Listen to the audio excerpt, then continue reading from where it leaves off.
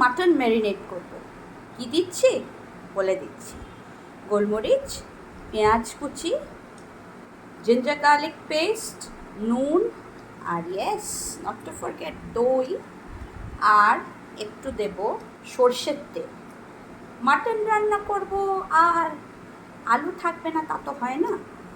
তো রান্নার জন্যে লাগবে আলু, আর লাগবে আরও পেঁয়াজ, আর আমাদের বেসিক ইনগ্রেডিয়েন্টস মশলাগুলো।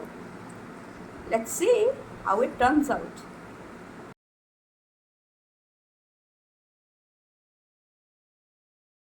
টমেটো পেঁয়াজের পেস্ট কড়াইতে অ্যাড করা হলো সর্ষের তেল, তার মধ্যে একটা বড় চামচের ঘি আর একটু চিনি ক্যারামেলাইজ করার জন্য। তেলের ভেতর দেওয়া হলো তেজপাতা আর সাজিরা, আর এখানে আমরা নিয়ে নিয়েছি হোল গরম মশলা।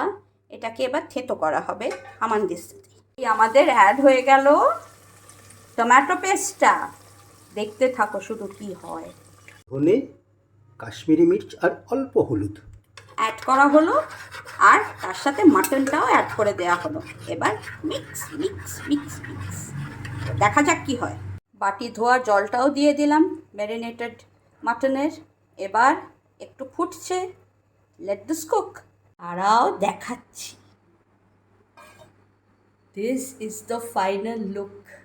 নামাবার আগে নুনটা টেস্ট করে নিয়েছি, আর অ্যাড করে দিয়েছি অনেকটা ধনেপাতা কুচি আর গরম মশলা। এবার তো খেয়ে দেখার পালা। আমরা এই মাটন কারিটা খাবো পরাঠা দিয়ে গরম গরম। তোমরাও ট্রাই করে দেখতে পারো। তারা